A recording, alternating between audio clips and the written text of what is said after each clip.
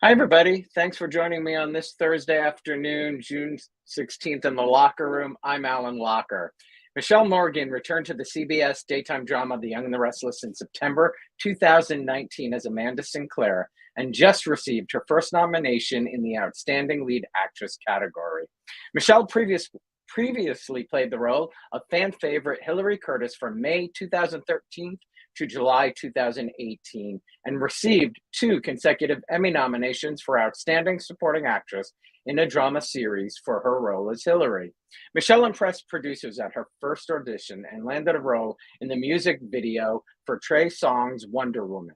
Soon after, she scored her first series regular roles as Tracy Dupont-Roymont in the YTV's Family Biz and landed roles in The Best Year, Republic of Doyle, CW's Beauty and the Beast, and Supernatural. Her feature film roles include Beat the World, Casino Jack, Total Recall, and Swearnet. She recently filmed starring roles in the television movies Hometown Holiday and A Widow's Nightmare. It is my pleasure to welcome Emmy nominee Mishael Morgan to the Locher Room. Hey, Mishael. Oh, wow. You know a lot about me. I was like, oh my God, I forgot some of those things. I try. Congratulations on your Emmy nomination. Thank you so much. How did it feel, to be nominated for 2 previous characters and then to return to Young and the Restless, to play Amanda, and then get a nomination for lead actress? Oh, it felt like, I just felt like it made me feel like I did my job, like coming back to the show, I'm playing a different character with who's still a strong woman, and trying to make her different and interesting and compelling and have these different connections with all the different characters on the show. It was it was a challenge. I was like, I don't know how I'm going to do this. So the fact that I found, my footing and got this nomination, I'm thrilled and I'm honored and so excited. But I think it makes me feel like I did my job. Yeah, that's a great way to look at it. How did you find out? Oh, this is the best story ever. So Matt Kane, who is Yeah. who's the head of PR here at YNR, he basically somebody told him you need to go downstairs because all of the nominees are in this big party scene. So he came downstairs and he said, congratulations to Jason Thompson and to Peter Bergman on their Emmy nominations. And everybody clapped. And I was like, oh, I'm like, it was a risk going into the lead category, but the way that he said it, it just seemed like, it was solidified. Those were the 2 that were nominated and nobody else was. And then he was like, oh, and Mishael Morgan for her for first time being nominated in the lead actress category. I'm like, oh my gosh. And then he went around to the next person. He's like, and Melissa Ordway and Brenton James. And everybody kept thinking that he was done.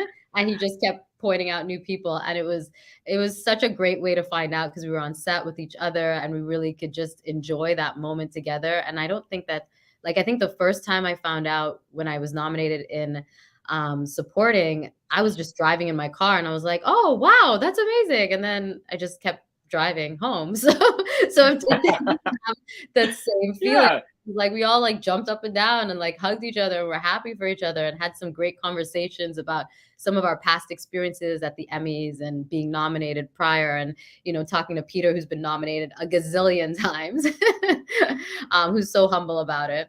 So yeah, it Well, was a lot of fun. you're getting a lot of love from everyone. George says, "Hey." Cherie says, "Congratulations, well deserved." George, somebody else just where did I see it? Thank you, Tracy said, "Congratulations." George. Thank you, Jason. Do you mind telling us what you submitted? Yeah, I submitted a lot of things that had to do with my storyline with my family.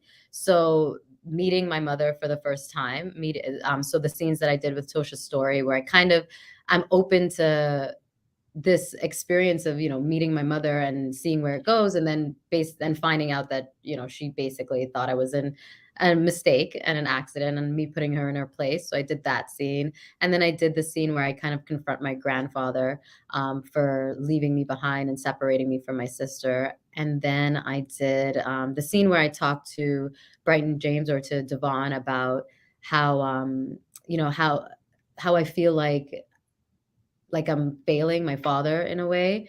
and that kind of emotional scene where I felt like I wasn't doing right by him and I didn't know what to do because my family, I felt like they were lying to me, but I waited so long to be a part of a family. And then my last scene was kind of brought everything full circle where I told it was my scene with Christian LeBlanc, and I told him that, I really do feel like I fought for him because it was the journey that it was right after I was on the witness stand, basically telling everybody what happened and that my grandfather was the one who was responsible for my father's death. And that triumph, the feeling like I, got the man, and the man who killed my father is now, paying for it. And I did that. Was it tough for you to choose?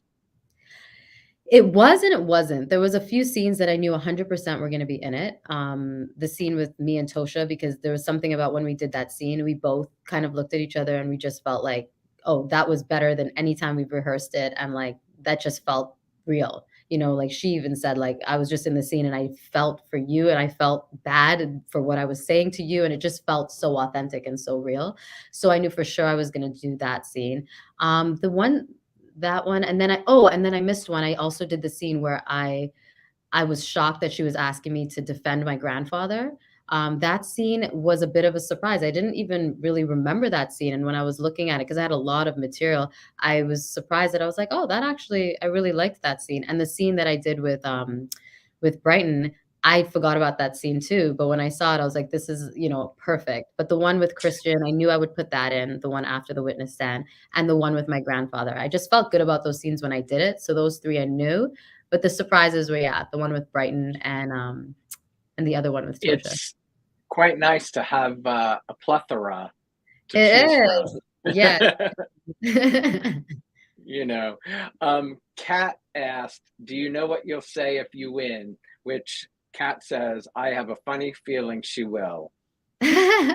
Um, every other time I was nominated, I never wrote a speech. Um, and Brighton, who's a good friend of mine, is always like, "You need to write a speech because when you win, you're gonna go blank and you're not gonna know what to say and you're gonna get up there." And I was like, "Well, whatever. If all I say is thank you, they love me. They really love me. Like, who cares?" I'm like, "Not a big deal." But then I've when heard that somewhere. but then when I got nominated in the lead actress category and finding out a little more information, which I'd never known that, a woman, a minority woman and a woman of color had never been, who never won in this category ever. I kind of felt like, well, maybe I should write a speech. Maybe just That's in case. well, that for sure. I mean, because that is something important to definitely convey. Yeah. And I kind of was I like, mean, yeah, like, I mean, I think that the beautiful thing is that we're living in a time where it's a weird thing because I do want to touch on it and honor every woman who didn't feel like they could, compete in this category and, like, remind them that, you could have and now we really can, like, if I win, it just makes me feel like, everybody, no matter what they look like, can feel like they can succeed and, reach for the highest level, in this medium. But at the same time, you also wanna remember that it's like, we want everybody to feel that way, and we don't wanna alienate people, and we don't wanna make it this political statement, so finding the right way to gauge that has been interesting because I've been kind of making points, but at the end, I kinda wanna speak from my heart and just see how I feel, but I know I'll have to touch on that in some respect. absolutely, you must honor that. Yeah. Dorothy said, "And this character had a lot of drama. Michelle brings it. The character is very real." Do Oh. you know what you're wearing? I actually don't know what I'm wearing, and the Emmys are, like, in a week. One week from tomorrow, just I know, FYI. 1 week from tomorrow, no pressure. But I've been in talks with a couple designers, so I'm hoping that but they're, overseas, so I'm hoping that they're able to kind of get it here in time. I do have a backup dress, just in case, but I'm waiting. I don't know 100% what I'm wearing yet, which is Well, if crazy. there's any It's designers watching, get in touch. Or Get just in send me touch. something because I'm just the problem is that people have agreed, but I'm still waiting for the dress to get here, so it's kind of making me a little nervous, but we'll see. That's so funny. Well, take us back to Hilary Curtis. What do you remember about your audition for The Young and the Restless? Well, I remember. And screen test if you had. Well, I remember that I never had a screen test. Oh, that's good. So I actually, that audition for Hilary Curtis came at a time where I was auditioning a lot. Like it was an absolutely insane pilot season that I did from Toronto with my manager that I got out here in the US. It was the first time I had American representation, and I was doing 3 or 4 auditions a day almost. It was on a Wow. different level, and I tested 4 times for different projects.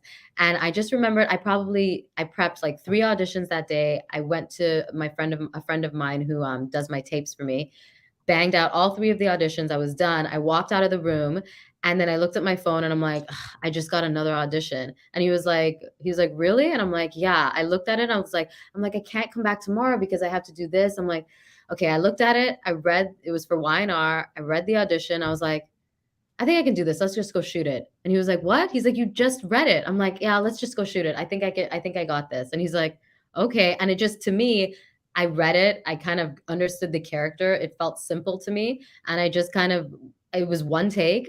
I got all the Wow. lines, and he was like, "Oh, wow, you just did that in one take." And I'm like, "Yeah, I got to go home. I got to go to bed now." And I went home. I didn't even think about the audition. And my agent called me and said, "So you booked something really big." I was like, "Oh, great." And like I said, I tested for 4 other things, so I didn't even think of Y&R. And he was like, "Yeah, you booked Y&R, but you have to do a test." And I'm like, "Oh." I'm like, "Okay." I'm like, "All right, well," and he's like, "But the only thing is, they want you to start at a time that you're going to be in conflict with the other project that you were doing." So I was doing a project that was going to be backpacking. We were traveling around Europe shooting this show, and I was like, "No, I can't." And he said, "Well, Michelle, this is like a series regular role on like the #1 soap." I'm like, "Yeah, but this is a once in a lifetime experience. I need to go and like travel and go to like Italy and Prague and Paris and actually shoot this show. Like I can't." And he was like, "Well, the conflict's a week. Like you need." And I'm like, "Well, you need to ask them to wait." So he called them up. He was like, "I don't know if they're gonna wait for you, Michelle, but I'll try." So, and I kind of was in a place where I'm like, if things are meant for me, it's gonna work out. And that's Mhm. what I was trying to teach my agent some faith. And I'm like, if it's meant for me, it's just gonna work out, David. And he's like freaking out at the phone on the phone. He's like, "Fine, I'll ask." So he asked, and then he called me back and he said, "So I asked, and they said that they will wait for you. And on top of that, they said that they will not even test you because you're the only person that they really wanted to screen test. So they're just gonna book you right off of your tape, and you're gonna fly, basically come into Toronto, and the next day fly out and start on Y&R." I was like, "Oh, okay, this is gonna be a whirlwind." But that was my audition for Y&R, and I was on stage 2 days later, 2 days after I finished the other show. I flew back to Toronto. I packed my bags, and then I jumped on the plane the next day, and then I was here for Monday, and I started on Tuesday. It was crazy. That's amazing. And you made me think of my late mother, who always imparted really to my father, but it's something that stuck with me. Mhm. You have to ask. All you're gonna get is no. Yeah. Eh, you were determined. You asked the question and they said yes, Yeah. Yeah, and you it know? changed everything because, like, and that's the funny thing, because sometimes you think you book something, and then when you do a screen test, you're nervous, things change, all of a sudden they don't see the same character, so sometimes it doesn't allow you bring to the table everything that you probably could do when you're on set and when you're on the sound stage. So I was so relieved. I was like, "Oh, no more screen test. I can just go right in," and it worked out perfectly, so But it you was got to do both. You yeah, got to travel and come yeah, back and do Young the #1 show. 100. Sugarless 20 says, "Hi from a fellow Ontarian. You are gorgeous. I love your curly hair. You look amazing in white." Thank you. Thank Um, you so much. Fans would love to know what it's like working with the late Christophe St. John. Oh, it was an absolute joy. Sorry. Yeah, I mean, I feel like I probably wouldn't be the actor that I am today if it wasn't for him. My experience on the show would not have been the same if it wasn't for him. I wonder if I even would have made it through the first year if it wasn't for him. Wow. Just because he's just such a giving actor. And like, I just remember when I came on the landscape, you're nervous, and he just protects his fellow cast members from everything. Like, he could just tell that I was nervous. There was some scenes that we did, and he's like, we're gonna do that again. You got better taken you just because we ran it. And he was just like, we're gonna do it again. And there was times that he just, I miss him so much. And like, I heard he's a special man. You know, the way people absolutely. You can tell even just the way Young and the Restless treated his passing, how special he was to everybody. He was. Were you a soap fan? I was. And I think that's also what makes it so interesting and so sad. When we were growing up, we always used to joke that my dad was kind of like was like Christoph. He was like Neil Winters when he was like happy and nice, and then when he got angry, he was like Eric Braeden. He was like Victor Newman. So that was like a running joke. So the family watched Y&R. We watched Y&R as a family since before I can remember. I think I was in the womb when my mom used to watch it. So so like we'd be like, oh my gosh, Dad's Victor Newman's coming out, like Neil Winters is gone.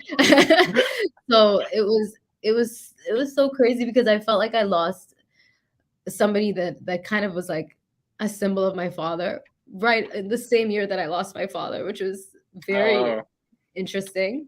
But that's tough. I grew up watching As the World Turns and Guiding Light, and then worked on those shows, so I know the connection.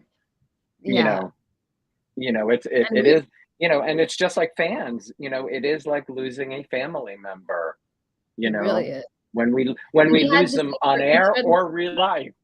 Yeah, and me and Christoph shared the same birthday, so we're both born July 15th. So, and it was funny because that was one of the first things he said to me when I got on the show. He was like, July 15th. And I couldn't believe that he knew, because I knew that probably since I was a teenager that I shared the same birthday as him. And I guess he looked me up before I got on the show and realized that we shared the same birthday. And that's amazing. Who, knowing that you grew up on this and, Genova City, who was the first person when you stepped on set that you saw from your childhood? Who's the first? Well, do you remember walking in the building and being like, oh my God? Yeah, I think it might have been the very first person. I think I just saw her in passing, but I think it was Melody Thomas Scott. I saw her just kind of pass by. I think that might have been the very first person.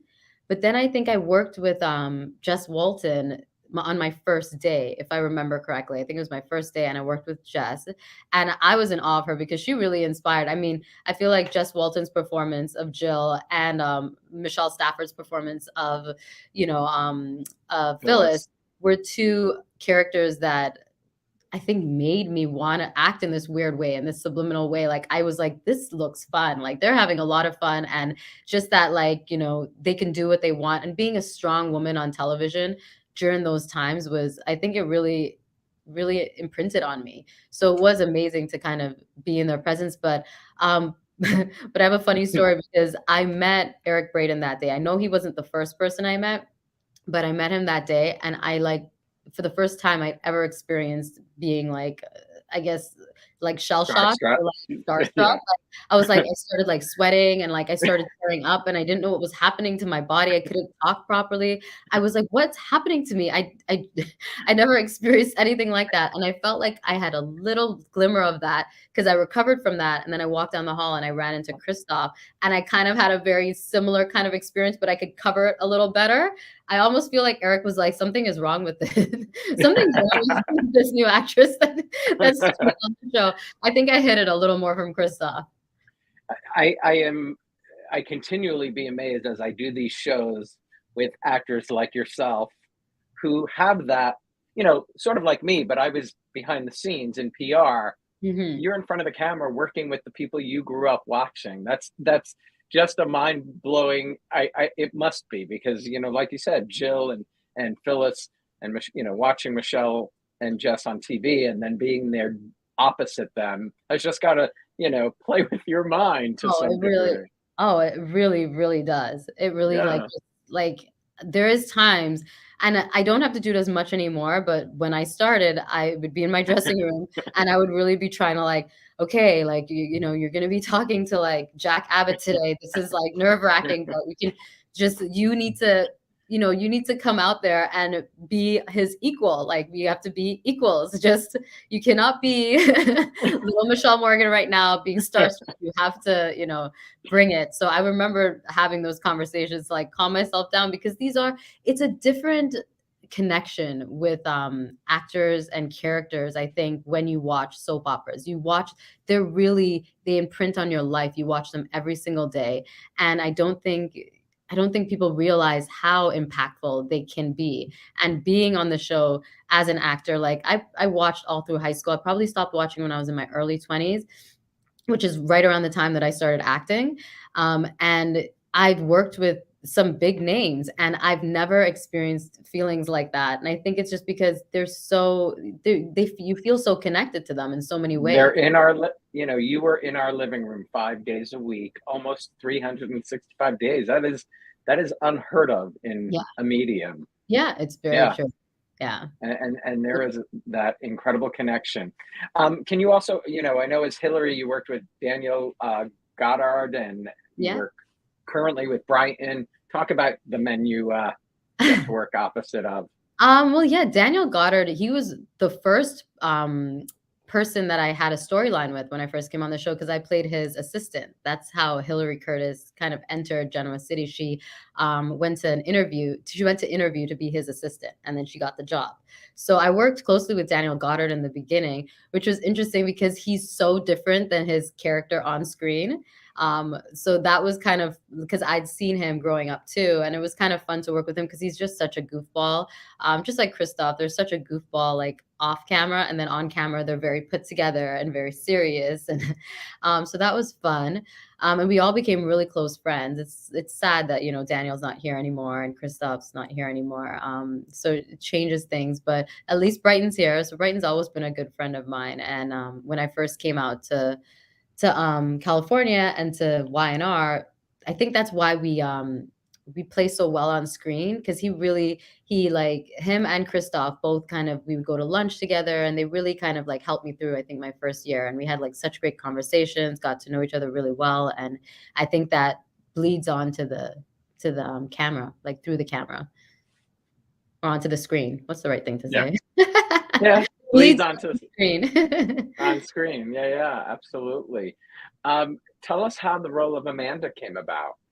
Well, I really didn't think that I was going to be coming back to YNR. I was very content with Hilary passing away. A lot of people were angry about it, but there was something about my whole journey on YNR when I played Hilary that felt complete with her death. It just felt like, I created this character. I went on this journey with these ups and downs, and she had so many like epic things that so many things happened to me that I'm like, oh my gosh, I'm getting to do this on TV. Like this is like, this is so soapy. I get to like have this cat fight with Cameron Grimes and like all of these different things that we did that just felt like old school soap, and her death and dying in her lover's arms, like just felt like the pinnacle of that, like this is a real soap death. Like this is, and like now I can say chapter closed, like we're good, and I felt so content with that I did not think that I'd be coming back. And I felt content with just not playing that character anymore. I felt like I went on a great journey with her. I really discovered who she was. She helped me discover who I was as an artist and as a person a little bit. And I was ready to just let it go. And then I got a call from Tony, and Tony Marino worked in the booth when I was on the show. So he was like on the day, I don't know the exact word for it, but he was kind of like the on the day producer. So he would be on the floor working with you every day. He wasn't the executive at that time. So he really got to know me as a person and got to know my abilities as an actor. So it was such an honor when he, was moved up to the role of executive producer. He thought about me and about bringing me back. And we had conversations about me saying, I think I'm just done playing that character. Like I want to be an actor because I want to play different people. So, I'm excited to go and find the new person that I'm going to play. And so I think he really took that to heart. And he's like, if we're going to bring Mishael Morgan back, let's bring her back as a new person and give her the challenge that she wanted. So when they called me and they said, we're going to bring you back as a new character, so challenge you artistically. We're going to bring you back as an attorney. So that's like my two dreams coming back full circle. I read that. I was, when I read that Amanda was an attorney, I was like, oh, that's got to be, that has to come from Mishael herself. Yeah, they just kind of, I guess, suggested it. They were like, they were really trying to sweeten the deal for me. So I was like, well, you know what? Let's go back. Let's just go and see. And, I just had my daughter and I just was like, I missed it. I missed working. I'd only taken 8 months off at that time, but I still felt like excited to go back. So I think everything just lined up and I was like, let's go back for a little bit and like try and create this new character and you see what happens. And let's see what happens, next Friday night. Let's see what happens. That's a pretty good thing. I had written a question to ask, but I think, you sort of just answered it, but I'll ask it anyway. Which character is more like Mishael? That's a hard one. I definitely would say, it's easy to say that Amanda is a lot more like me. She's a lot more like me, and her goals and her drive and how she looks at the world, how she treats people is definitely a lot more like me. But there's this like fun side of me, I think, that people get to see when I played Hilary, because the funny thing with Hilary was that like we'd come down to the soundstage and I would just kind of pretend to be Hilary with all of the like crew and stuff like that. Like, okay, I don't like that prop. Like, and I would kind of get into character, but like we would laugh about it. It was like our fun joke. And it was like my comedic side got to come up with playing Hilary. But I'm definitely a lot more like Amanda. I think that people who know me in real life would be like, no, Amanda is Mishael or a version of Mishael. Kimberly said it was heartbreaking to watch and so well done when Hilary died. Thank you. You were born in Trinidad. Do you remember living there at all?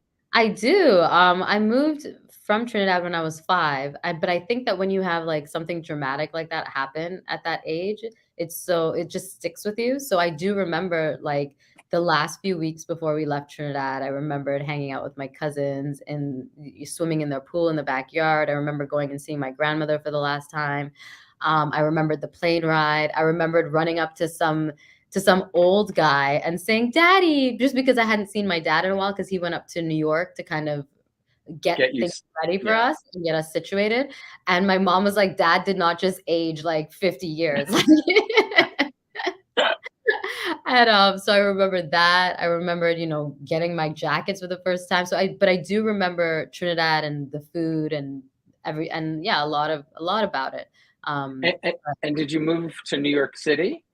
I moved to New York, but I think it must have been less than a year. Like we were there for a year and my dad kind of got things ready. But New York, my mom went to school in Canada, and New York is not a family, friendly place. It's not the first place you think of. And I think my dad was like in Queens or like something like that. So it was like, this isn't like, like it was just like very small, like where we were living. And my mom was just like, oh no, like I spent like, I think she was there for 5 years. She was like, I spent like 5 or 7 years in Canada. We're moving to Canada. So we basically like drove across the border, and my mom already had friends and family there. We drove across the border and we were like in a suburbs in Canada. And that was it. Then I became Canadian. But I think we had a very short stint. My dad was all about New York, and my mom was like, absolutely not. But I feel like, New York is a very kind of manly city. It has that like, no, I want to be here. I want to make it in New York. And my mom was like, no, we're going to Canada. Yeah, it's, to raise a family, it's not easy. You have to know, I think, the city a little before I think attempting that. Is it true you broke your neck at 19? Yes, it is. I broke my neck at 19 in Trinidad, actually. How did you do that? We went down to Trinidad when I was 19 for Christmas, and it was one of the, like, we'd been back a few times, but I think this was the third time that went back since we left when I was 5. And I went out. As soon as we landed, we hit the ground. My cousin showed up and she was like, we're going to go out. And we like literally, we went, we got like KFC. We went to like her friend's house and like sat down there and just like chilled out. But we were driving back home really late. I think it was like 3 a.m. and we were going down Barapur Road. And it was like very late at night. And I don't even know what happened because I was sleeping. Because I was so exhausted from the plane. So I literally just got in the car and I was like, I'm done. I passed out. And then my cousin she was like, yeah, some truck was coming towards her and she kind of swerved. And then we ended up in a ditch. And I was like, yeah, the luckiest. I was the most lucky person ever because everybody else in the car was fine and I looked fine. And I went to the hospital and I thought everything was fine. And then they did the x-ray and they were like, oh no. Then they put a brace on me and they wouldn't tell me what was going on. They just were like, you need to lie down. You need to stay lied down in your neck brace. And I'm like, okay. And all my cousins and stuff, they got their x-rays back. They're sitting up. They're fine. So then can you tell me what's going on? They're like, we need to wait for your parents. I'm like, but I'm 19. And they're like, we need to wait for your parents. They're going to be here soon. I'm like, oh my gosh. So then I found out that I broke my neck. But it is what made me an actor in the end, because I had a lot of conversations with God. I had a lot of conversations with myself. And I was really proud of myself. And when I say I'm like Amanda, I'm such a perfectionist in a way where I knew where I was going. I knew how I was going to get there. I wasn't going to let silly things like this like fun thing I like to do on the side, like acting, ever get in the way. It was all academics. Every time I did drama for fun, and my drama teacher would be like, I want to put you in the play, or I want to do this, or I want you to audition for this or try this. I was like, absolutely not. I don't have time for that. And sitting in that hospital bed for a while and having those conversations, I felt like God was like, well, you never tried. And this is something that I have for you. I want you to try. And I kind of got out of those 5 days, just kind of thinking like, I'll try. If I get a chance to walk again, I'll try. And I did. And then I kind of discovered, the real reason why I love being an actor and why I love being a storyteller, because I do feel that they impact the world in a way that nobody really understands. It's in such a subliminal like level, like in terms of like we're in people's living rooms every single day, and you can impart a lot of wisdom onto people, and you can make people think about the world differently, and make different choices, and you can be a friend to somebody like who doesn't have anybody else. And there really is it's just such an amazing art form that I realized that like being a storyteller is a very impactful journey or career choice. So then I was like, okay, I'm going to be a storyteller. I'm going to try and change the world as an actor, as opposed to, being a lawyer or a lobbyist or something. Well, speak to that, because I'm not sure how many fans know you were studying law, right? Yeah. What prompted law as the choice? Well, because I felt like, so ever since I was a kid, my dad always used to say that I'm going to be a lawyer, because I always would defend my sister. Like me and my sister would be in an argument, and then my dad might snap on my sister and say something. And I would be like, but Dad, that's not really fair. And my dad would be like, you're not even in trouble. You need to stop. And I'd be defending my sister like our whole lives. So I always kind of had that in me. And when I went to university, I took political science, law and society. I pretty much did a minor in cultural anthropology, and I just learned about so many different things that were happening in the world and so many different injustices. And I really wanted to somehow work with like human rights and international human rights law or something in that vein, because I really wanted to kind of defend people who didn't have a voice, and I wanted to kind of change the world that way, and be a voice and help people when they felt like they couldn't get help. And so I started going down that road, and I got into law school, and I was going to go to Ottawa U. And 2 weeks before I was supposed to go, I booked a second series regular role. And I kind of prayed to God maybe like 2 weeks before that. And I said, I don't know how to choose. Like, I don't know how to just quit law school and just be an actor. Like, something's going to have to stop me from going to law school. And that's the only way I'm going to do this, God. I'm like, I tried. I've been successful. I booked a series regular role in like 10 months of acting, but like I don't know how to make this decision. And then 2 weeks before, I got a call and he was like, "You're not going to law school." My agent was like, "You're going to do this series regular role. You got a second one and I want my cut." So I was like, "Okay, I think that's a sign." I want my cut. That's brilliant. But that agent, if I'm not mistaken, you Yeah. met while tending bar. Is that correct? Yeah, I used to bartend at nightclubs downtown Toronto when I was doing my undergrad. It was the best job ever because I would work like Friday, Saturday night, and then the rest of the week I could just study and like, and get ready for law school, get ready for my LSATs. But So, that's fate right there too, oh, 100%. Because I think that you met an agent. a few months earlier, I prayed again and I was like, I'm trying, God, but I don't know how to do this. Like, can you send me somebody who's gonna kind of like guide me and tell me what to do? Because I don't know how to do this. And it was so funny because I just remembered it didn't feel that much longer. And then my boss called me, she was the manager of the bar, and she said, "Can you please come in on Thursday night?" I'm like, "I can't come in Thursday night. I only work Friday and Saturday. I have a lecture Friday morning. I can't work Thursday night." And she's like, "I will pay you extra just to come in, and like I will get you out like as soon as the bar closes. So like it's a private party. It's closing at 1. I'll get you out as soon as the bar closes, 1 o'clock. You'll be in your bed by 2 o'clock. Like, please, please, please." And I'm like, "Oh, okay, fine. You're gonna pay me extra money. I'll be okay, I'll do it." So I did it, but that was a wrap party for some project that my now agent was one of his clients was working on. So it was a wrap party, and that's when I met my agent. And it's like, "Hey, I'm an agent. I just like started my own agency. I know I don't look like a real agent because like I have a t-shirt on or a ball cap, but I swear I'm a real agent. Like, here's my card. I think you'd be perfect for commercials." And then I just like looked at the card and I like laughed and I'm like, "God, if this is you and this is my agent, that was real quick and like it's crazy." So I called him up and I thought it was a scam. And I'm like, "Okay, so how much money do you want from me?" And he was like, "I don't want any money. I'm going to take a cut, of like what you make." I'm like, "Oh, so you don't make money unless I make money?" And he's like, "Yeah." I'm like, "Okay, then yeah, let's like do this, whatever we need to do." And then I started auditioning. And he's still your agent. And he is still my agent to this day. That's the point. Yeah.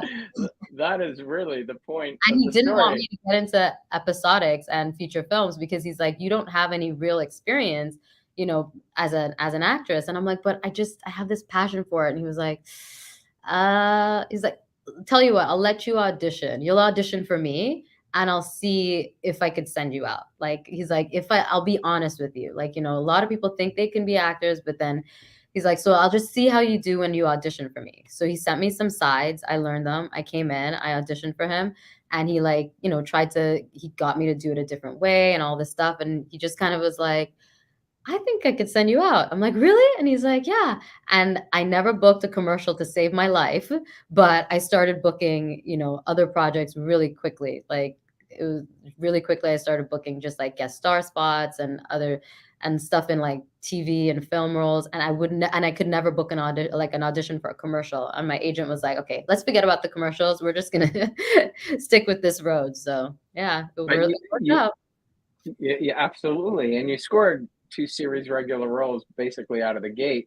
Yeah. What do you think those roles, or how those roles helped you when you arrived in Genova City?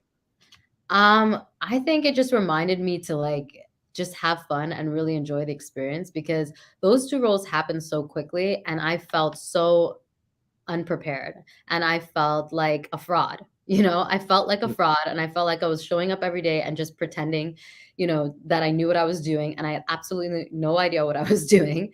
And I just felt like the first role, it was like a kids comedy and it was so fun and we had so much fun on set. But when the camera was rolling, I was like holding myself so tightly and I was so nervous. And I just remembered I didn't have as much fun as I could have. And even with the best years, it felt like it was like, this is American Canadian co-production. I like became a character, I felt like, and I didn't just lean into just the enjoyment of what I was doing. So I think I reminded myself when I got Y&R that like, this is my chance to work so much, work every single day. Like it's like going to university for acting and like just have fun. Like just try your hardest to have fun. And I would literally tell myself that every day before I came to set. Like just have fun. Just like even if you fall on your face and the worst job ever. Like I have this quote where it's better to be absolutely ridiculous than absolutely boring. So just have fun. I love that. I was going to ask if you had sort of a motto you live by. A little bit, yeah. And like, Yeah. like live every day like you can die tomorrow, because you never know when it's your time, and you have to live every day and enjoy it and be happy. And yeah. It's a great outlook. Great outlook. Do you have acting role models? It's so for years I always said, I mean, Meryl Streep and like and I mean, Meryl Streep and even Johnny Depp, like I love how they can just transform. Like I think that they're amazing, and Denzel Washington is just so natural, like that.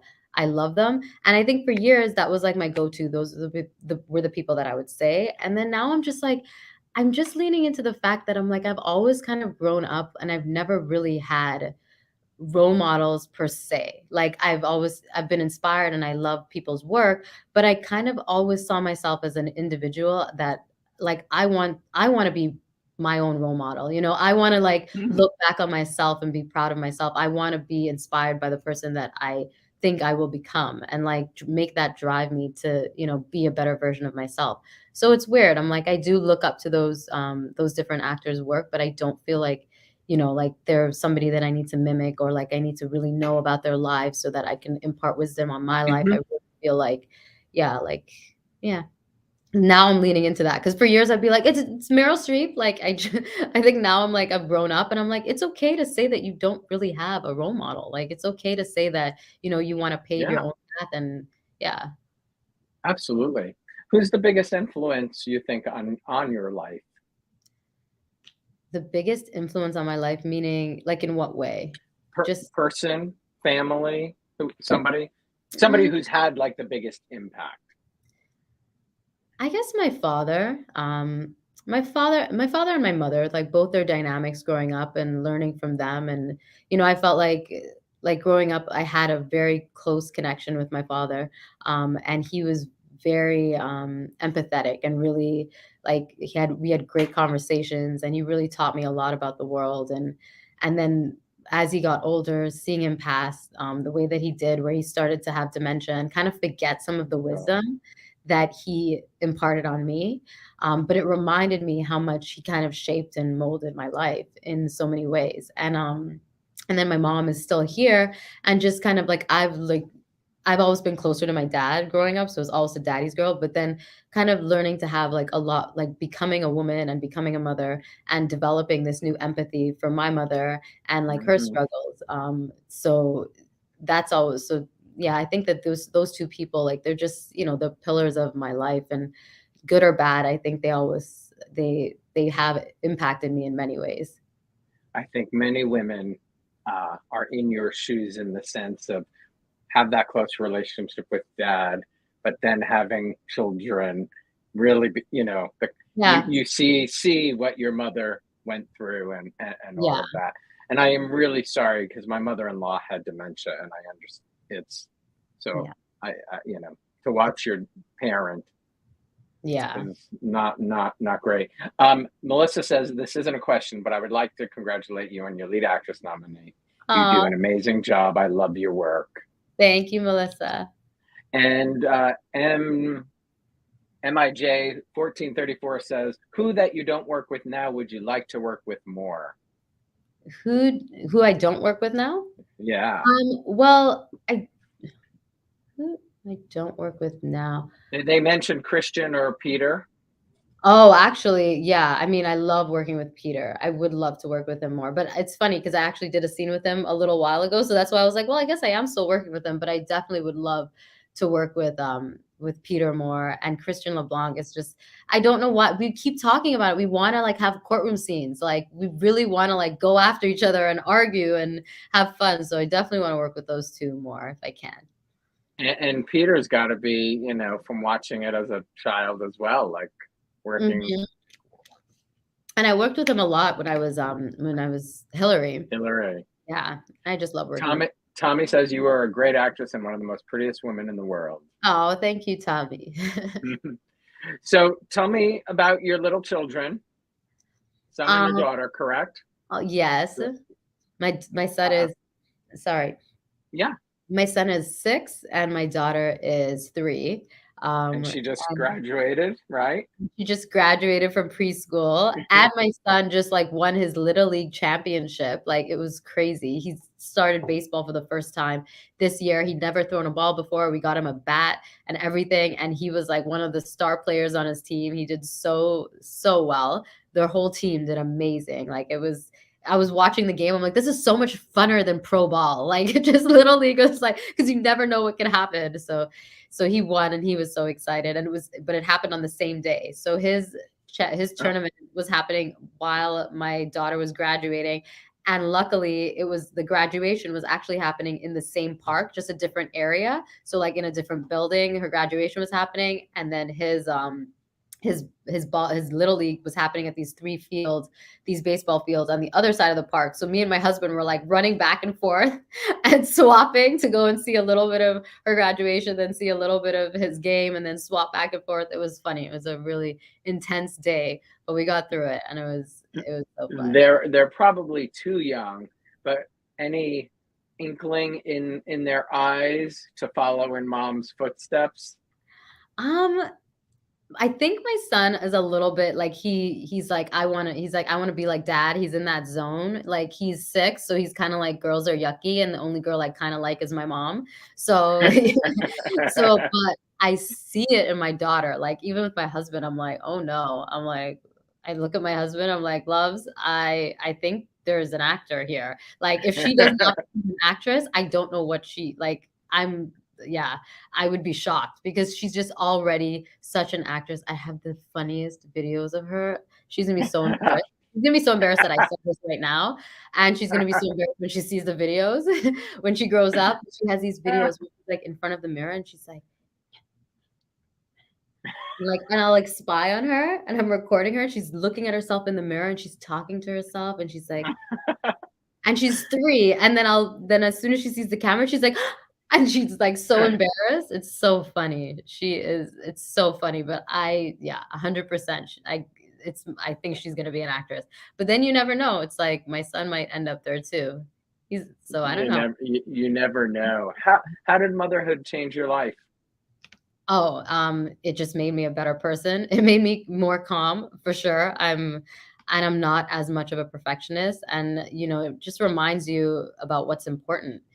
Like when you look at them and they force you to stay in the moment constantly, you just remember, there's no point in taking life so seriously that you have to just enjoy it, even the insanity. And like they reminded me of this one time I was driving with them. They were going crazy in the back. They were yelling at each other and then crying. Then I'm like driving my car. And I was so stressed out. I had an audition and I had to learn lines for Y&R, and like I was just trying to get them from point A to point B. And I was like, okay, I can either laugh or cry right now. And I pulled the car over and I just started laughing hysterically. And my son was like, I think he must have been like 4 at the time. And my daughter was young. She was only like 1 and she was like crying and he was like going crazy in the back. And he was like, "Mommy, are you okay?" And I'm like, I couldn't stop laughing. And I'm like, yeah, mommy's okay. Mommy's okay. And then I just like started the car and then kept driving and I was in such a good mood. And then I started really thinking about it, like, why do we get so stressed out? And like, he just like reminded me that like, you just got to laugh. And he was laughing with me and we were both laughing together. It was hilarious. But I think they just remind you to just what's important. That's it. I love that. Love that. You've done a number of roles. We talked about the 2 early roles. You've done Supernatural, Total Recall. Do you have a favorite role besides Y&R that you've done? My favorite role besides, I think it would have to be, I think it would have to be Supernatural. Supernatural is one of those that I felt like I wish I had a little more fun with it too. Because I watched a bit of Supernatural, so I was a little nervous to do it, but I did have fun. The guys are awesome on the show, and I got to play like a character that morphed into a Doberman. So like kind of like thinking about like thinking about special effects. Yeah, and like watching all of that. It was pretty cool. That was one of my favorite. That's kind of like, sci-fi type things are fun to. Yeah. It's so yeah, and I love transforming. So like another one that isn't really like I did a pilot years ago for a show that never got picked up, and I played like a zombie. I was like a hot zombie, but they had like they spray painted like all these zombie lines, and we had like the contacts in, and that was a lot of fun too. Like I love transforming. So the more I can transform, the better. Do you watch a lot of TV yourself? I have 2 kids, so I try my best, but but I feel like I wanna watch more TV and I wanna watch more movies, and there's a part of me that I have to remind myself, and I even start trying to tell my husband, like, "This is what I do. I need to watch these movies. Like, this is work. I'm sorry. I'm not just I'm not just sitting here for 2 hours just lounging. Like, I have to actually see what's going on, like, in my industry." So I'm starting to force myself to watch a little more, television shows and movies that come out. So much content right now, it's so difficult. But with my kids It's getting a little bit older, I'm gonna, lean into that a little bit more. But I just it, finished it, Bridgerton, and I'm like, oh, oh, just season another two. line. It's like she's just amazing. It's just She yeah, is there's just amazing. not a show that I have not enjoyed that she's, created. It's amazing. Yeah, I'm pretty there with you. So speaking of what you watch, or is there a role you've seen in the last few years that you're like, oh, I wish that was mine? Oh, the last few years. I feel like there is one. I'm just like I'm losing it right now. I can't it's like not there, but I know that there is one that I was like, "Oh, I wish I could do something like that," but I cannot put my finger on it right now. Come on, there's got now I'm getting all stressed. I'm sweating. No, that's okay. That's okay. You know, being discovered in the bar, getting Throw those out some roles. roles. Throw out some roles for me. Throw out some maybe it'll jog my memory. Um, Well, I mean, God, there's like you said, there's just so too many. many. There's Don't just no so no, don't worry about that. But looking back now, is there one piece of advice? Because I'll ask the question that friends asked. Mhm. Um, but is there one piece of advice you wish somebody had given you now that you look back before tackling this industry? Um, no, not really. I mean, I was really blessed with getting a lot of great advice along the way that I would say that I am a person that loves to learn from other people's mistakes, so I seek out that advice, Mm. and I did get a lot of really good advice, so I'm like, there's nothing that I wish that I knew. I felt like the advice Sure. came to me, at certain points in my career that was so necessary that prepared me for different chapters in my career. Like, it's funny because like I said, like, that whole thing of like I started on, on the set and I was just like, I don't want anybody to find out that I don't know what I'm doing. That kind of came from an acting coach that I worked with. And and I booked my first series regular role. And he was like, and I called him and I'm like, I thought I could do it, but I kind of want to run these lines with you. And I kind of want to like, prep. And he was like, and I booked the role and I can't believe I booked the role. I don't know if I should have auditioned with you or prepped more with you. And he just kind of was like, me and my friend, we have a running joke. Since we were young actors starting out, we always say, don't make them find out. Every time they book a role, we say, okay, good luck, congratulations, and don't let them find out. And I'm like, okay, what are you talking about? He's like, don't let them find out that you have absolutely no idea what you're doing. I was like, okay. And he's like, he's like, just remember that everybody on set has absolutely no idea what they're doing. He's like, they're all just playing pretend. I was like, really? He's like, the producers are hoping that they pick the right person. The directors are, hoping that they get the right shot, but they don't really know. Like, everybody has a plan, but nobody really knows what they're doing. And they're just waiting for, somebody to show up and pretend like they know. So he's like, so get in front of that camera and just don't let them find out that you don't know what you're doing. I was like, Nope. okay. I love it. It's All right. great. So I It's felt like great. that helped me through the beginning of my career for sure. And then I remember I talked to somebody later on in my career that's just like, like just have fun. Like stop taking, this was an acting teacher that I worked with. And he was like, don't take life so preciously. And when you're doing art, he's like, we're not brain surgeons. We're not saving the world. stop taking it so preciously and just have fun with it. And I worked with him right before I booked Y&R, and he kind of was in my ear of like, really enjoy this moment. You get to be in front of the camera and have fun, and stop taking it so preciously. So I feel like I got really great advice along the way. So I wouldn't change anything. But if I could give some wisdom to people, it would just be regurgitating what those few stories and those things that have been told to me. Well, I'm glad I asked. I think that's great. What are you most looking forward to next Friday night? Just having fun with everybody. Like I've said before, it's really like the Emmys are like our work party. We work so much, like it feels like 365 days a year, and we never really get a chance to kind of all be together and just celebrate our successes and just celebrate the fact that, even if we don't win, just that, we made it through another year of like a lot of lines, a lot of episodes, and just really have fun with each other and celebrate each other. So I'm looking forward to just partying with my friends. Well, and especially after the last few years we've had, I'm sure it's. Oh, yeah. Just getting together and it being live. Yes, it's live on CBS. It being live this year, 100%. Yeah. Were you involved in voting for any categories? I was. I voted for the supporting actress category. Nice. Oh, and I meant to ask you, do you know the other women in your category? Do you know their work? I don't. I know Marcy Miller's work a little bit because I remember a year that she was nominated. We did a panel together, so I saw some of her work, and like, yeah, she's phenomenal. And Cynthia Watros was on Y&R for a little bit, but I'm not that familiar with her work. But I remember, like, she's an amazing person, and I remembered some of her work. So she's a great actress as well. But the other two, I don't really know very well. But I have seen some of their work over the years. In great company. They're all amazing. Like I've seen their work over the years. It's quite the list, and just like you said, go to have a blast.